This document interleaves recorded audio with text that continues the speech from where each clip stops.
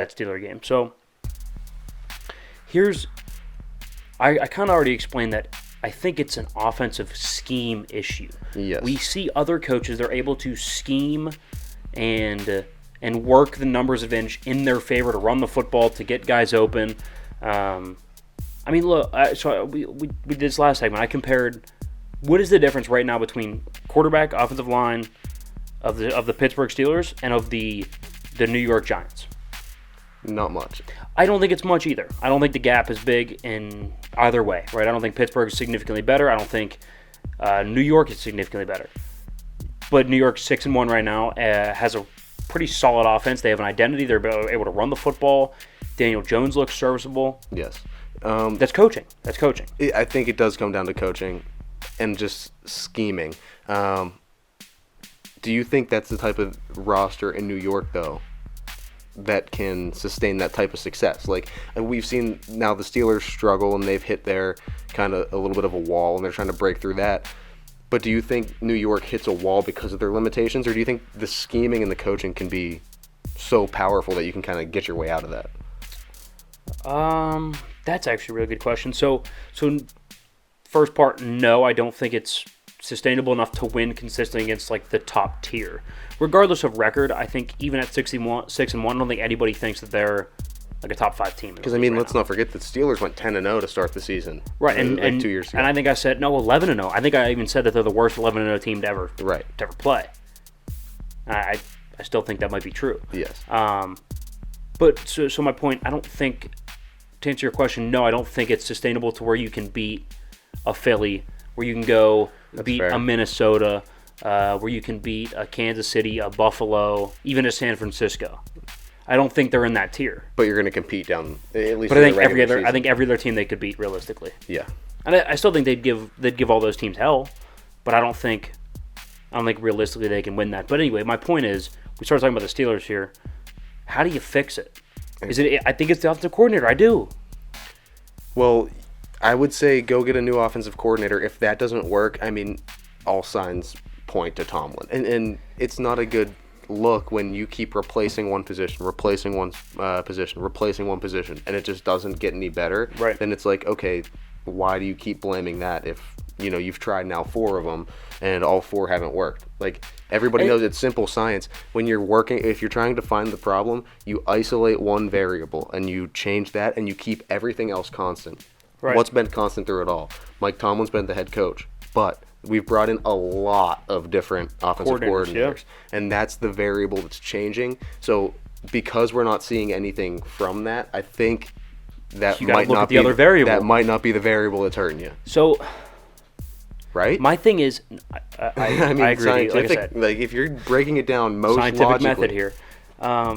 Here's the thing that bugs me is that it's the same issues from coordinator to coordinator. That's what's crazy to me, is that it's the same conservative play calling, screen passes when we shouldn't be, running undisguised, no numbers in our favor, inside zones, just right into some big bodies. Like, it's the same problems no matter the coordinator. That's the thing. It's not that they're bad but different. They're all equally bad at the exact same thing. Yeah, and it almost leads you to believe, like, is there something in the interview process where they just ask you a bunch of questions? 2nd and 3rd, or 2nd and 3. What are you doing? Oh, screen pass to Deontay Johnson for a gain of 2. Set up a 3rd and 1 that we're not going to get. No. Here's actually what bugs me, is that we'll go, I don't know, like first play, we're going to run right into the line of scrimmage and lose a yard. 2nd and 11. Yeah. That's when we decide, all right, now we're going to throw a behind-the-line screen pass, or we're going to throw like a tight end shovel pass. And then it's like, I don't know, like 3rd and 9.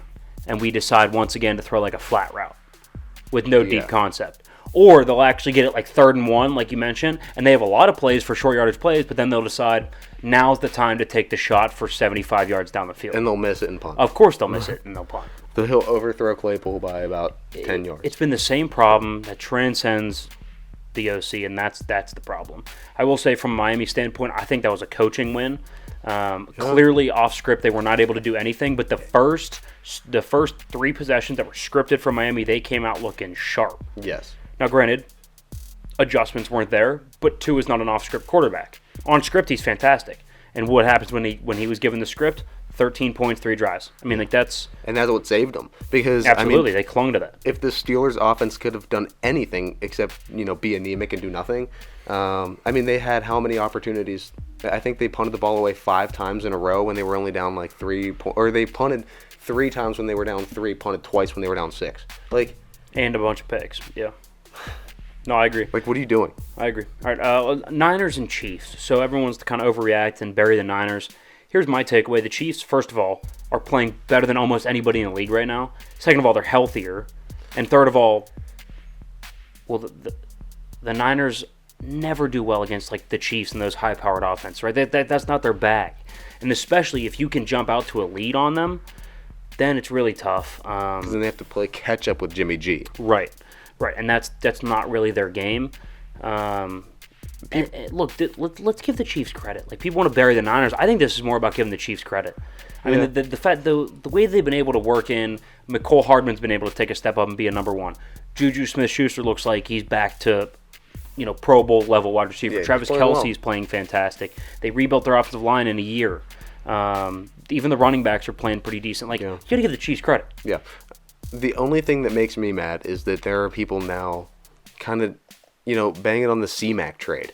Overreacting That's not a lot. The problem. It's his first week there. He got the playbook on the plane to San Francisco. Right, he got it on like Wednesday. Yeah, he played pretty well the first half. I'm not gonna lie, for him being his first game in, he kind of looked pretty comfortable. Give him a couple weeks. I don't know what do you expect? Did you expect him to come to a new city, new team, new playbook, new faces, new facility, new 6 stadium, touchdowns. And bam, he needs to go off all game. I expected 6 touchdowns. He needs to know every single route. He needs to know every single blocking concept. No, that's ridiculous. You imagine trying to learn a Kyle Shanahan playbook in like a couple of hours? I keep looking for my watch. It's upsetting. No, I could not imagine doing that whatsoever. That would be miserable. Speaking of miserable, Tom Brady was pretty miserable on Sunday. It was bad. 21-3 loss to the lowly Panthers. The rebuilding, starting PJ Walker, who was most recently in the XFL, I think. I mean, come on. Beats the GOAT. Mike Evans drops a touchdown pass. You could tell as soon as he dropped that, the whole team was deflated. There was no shot of them winning that game after. Yeah. Do you think it's a Brady problem? I do. When I was watching the game, I caught a lot of it because Mike Evans was on my fantasy team. That hurt watching that. That's tough. So I was able to see most of it, and having Red Zone on, you just keep bouncing back to it, and it was such a big kind of shock to everybody that it was on. And his passes, it looks like he can't complete anything for accuracy over 10 yards. Have you noticed? It's the deep ball has lost him a little bit. No, not a little bit. It's gone. Like, the only thing he has now are those dink and dunk plays, and they are getting blown up because there is no threat down the field.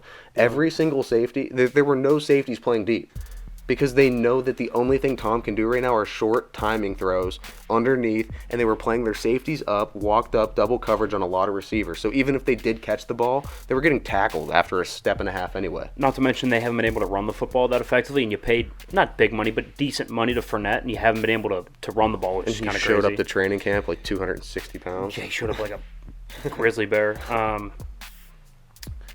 I don't think, people... Well, the Panthers' defense is legit. No, they were able. I think the Bucs' offense was just that bad. But here's the interesting thing, though. Once we get to predictions, we're split on this one. You like the Ravens, but I like the Bucs because